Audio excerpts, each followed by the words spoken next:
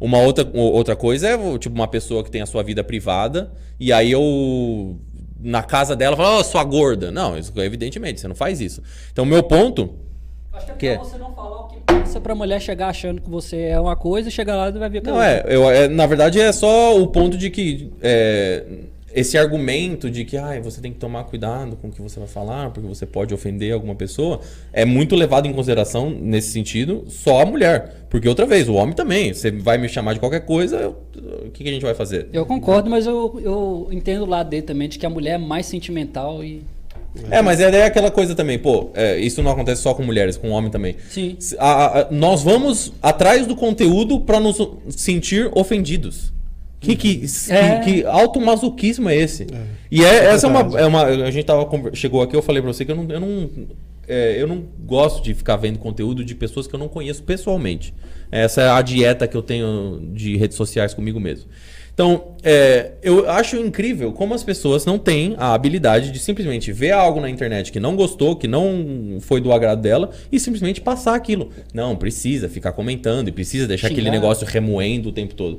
Eu realmente, se eu fosse fazer isso, eu não saía do meu telefone, porque a maioria das pessoas no mundo eu não concordo com elas.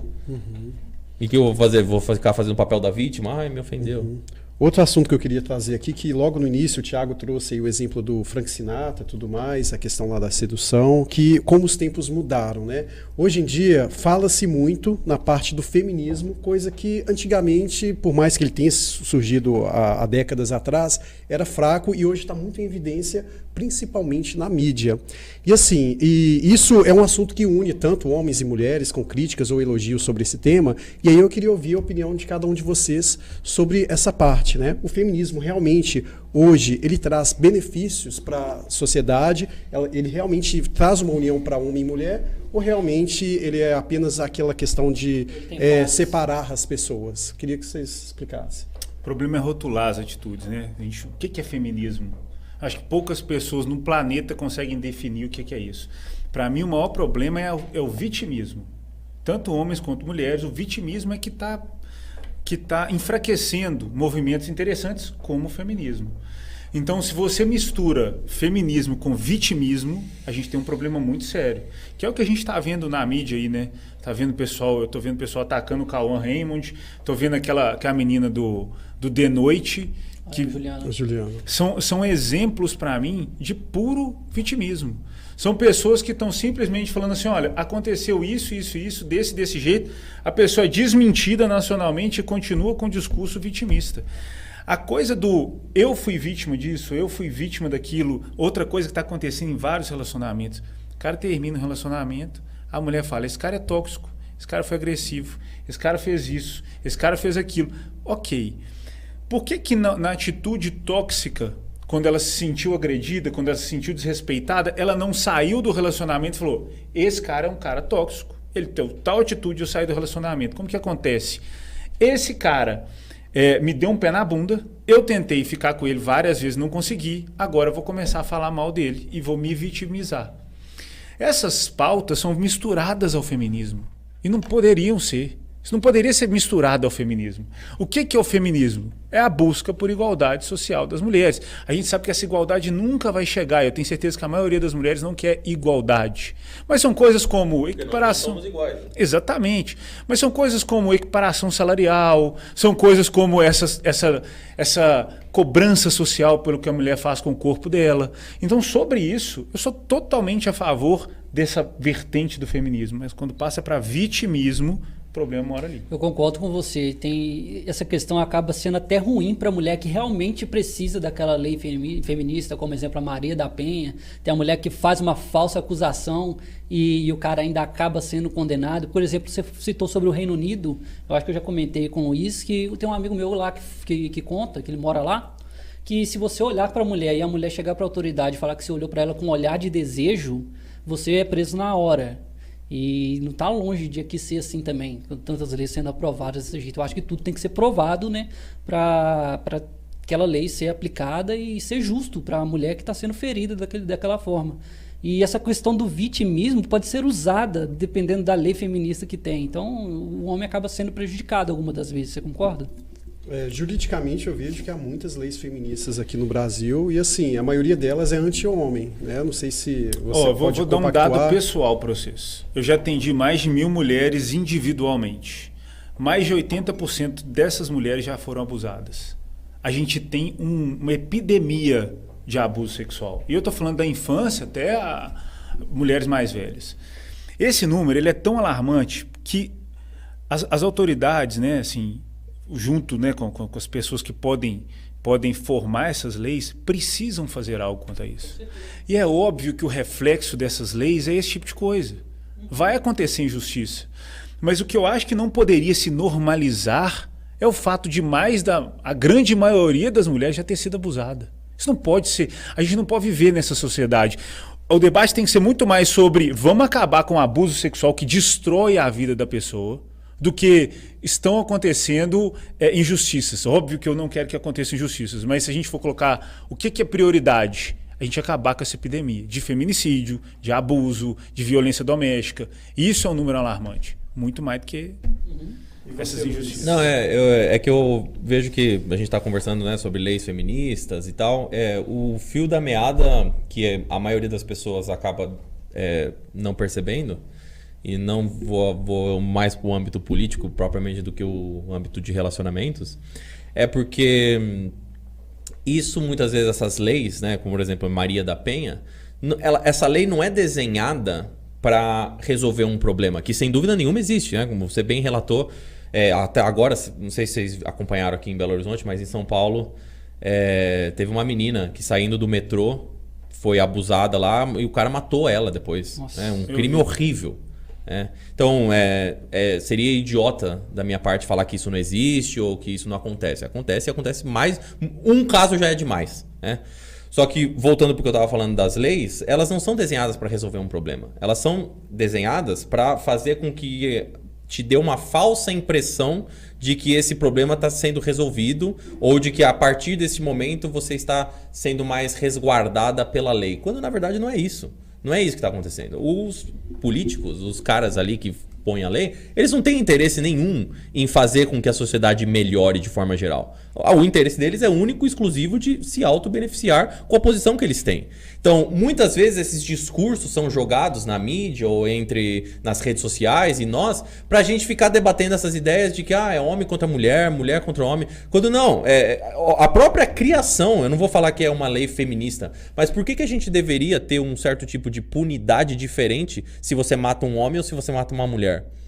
Não tem necessidade nenhuma. Você cometeu um crime. Só que daí o que acontece? Quando você ramifica, né? Você coloca pequenas diferenças entre nós como sociedade, quando você gera esse debate que nunca chega a lugar nenhum e você não tem o problema resolvido. E a gente fica aqui em podcasts, em entrevistas, e vai passar lá na Globo, na CNN, como essa notícia, e aí o político assinala para uma ala de pessoas, e na verdade o problema não está sendo resolvido.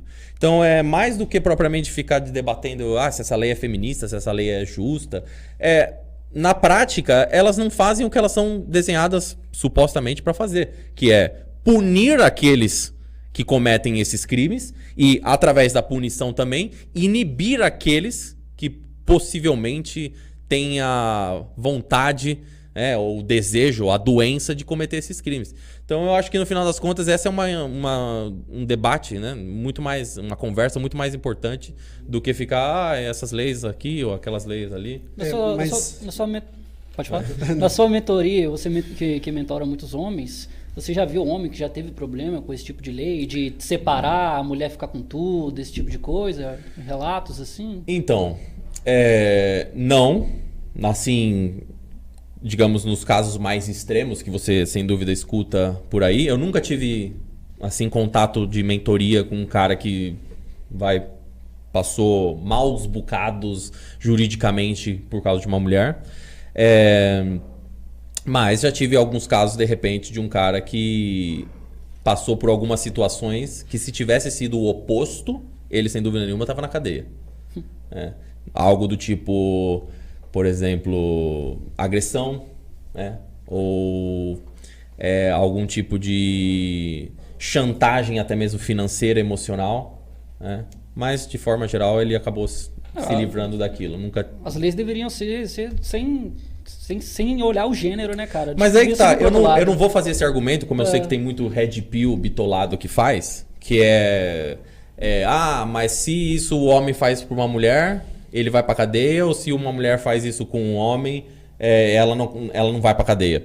É que, tipo, eu gosto de assumir responsabilidade. E eu não quero depender do governo para decidir se eu devo ou não ir para cadeia. Eu prefiro não fazer nada de errado para eu não ter que ir para cadeia. Então, nesse sentido, nos relacionamentos, o que eu falo? Se você se envolveu com uma mulher que te causou qualquer tipo desses problemas, a culpa é sua.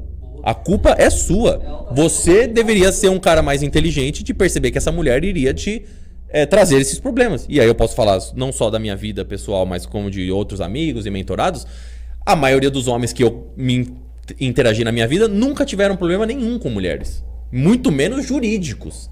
Então, se você se encontra numa situação como essa, de que a mulher fez um inferno na sua vida e chegou a vias de fato juridicamente, você é um idiota. Você é um burro. A responsabilidade é sua. E como você orienta seus mentorados a identificar que a mulher vai fazer uma parada dessa? Então, é o que a gente estava falando aqui anteriormente, né? É nessa hora que, inclusive... Como saber se a mulher é uma filha da puta ou não, ou a mulher certa? Aí que tá. É nessa hora que muitos coaches, eles falam, não tem como saber. Claro que tem como saber, caralho. Você pergunta pra uma mulher, fala assim, me fala sobre seus relacionamentos passados. Se ela te conta 3-4... Isso também se aplicaria pro homem. Se ela fala sobre os relacionamentos passados dela, onde todos os ex dela foram tóxicos, manipuladores, e ela é sempre o anjinho da questão... Eu já tive encontros com mulheres que eu cheguei pra ela e falei assim, você sabe que o único denominador comum de todas as suas relações é você. Então, se todos os seus ex são completamente loucos, eu tenho uma notícia pra te dar. Então é isso. O que acontece? O homem é idiota também. O homem é completamente imbecil de ficar se envolvendo com uma mulher somente porque ela é gostosa. Porque ela tem a bundinha gostosa, porque ela transa com ele gostoso. E aí ele não para ver todas essas questões que a gente está trazendo aqui. O passado dela, se essa mulher é uma mulher que vale a pena se envolver num relacionamento, porque ela te respeita, porque ela passa confiança, porque ela não vai ser uma mulher que vai desaparecer no meio da noite, não vai dar uma mensagem para você. E aí o que acontece? Ele se envolve com essas mulheres que vai causar um inferno na vida dele depois. Você então concorda, culpa Titi? sua. É importante... Eu concordo. Assim, existem maneiras de tirar essa informação naquela condução da conversa mais interessantes do que simplesmente perguntar o passado da pessoa. A gente consegue descobrir de uma forma mais gostosa. Mas tem uma coisa, cara, que eu queria te falar. Faz diferença, velho. Faz diferença o que a gente fala aqui, que a gente fala todos os dias nas redes sociais. Essa ideia de que essa discussão não vai levar a nada, as leis não vão mudar, o tempo mostra que não é assim. Há 20 anos atrás eu falava de coisas e pensava coisas que nunca iriam acontecer, que hoje são realidade. E só se tornaram realidade pelo debate. As leis nunca vão ser da forma que a gente quer, porque elas estão aí para favorecer todos e não o que a gente pensa. Nada é fácil de resolver, as coisas são extremamente complexas. Entender essa complexidade só facilita isso. Esse é o meu. Eu não acho que é difícil assim. Você vê países aí que resolveram esses problemas, não é complexo. Se a gente parar para pensar que você acha uma coisa, eu acho outra, já ficou complexo. Se a gente joga isso em milhares de pessoas... Aí se eu te dar casos, se eu te trazer exemplos de que eu provo que a minha ideia, né? Como, por exemplo, eu vou nesse ponto em concreto. Você viu alguma coisa que está acontecendo em El Salvador? Vi. Que eles do dia para noite. Do dia para noite resolveram 99% dos problemas de violência no país. Você vai me falar que não é que é complexo? Não é complexo. O que não tem é vontade dos políticos. O que não tem é vontade de falar, vamos resolver esse problema aqui. Não tem.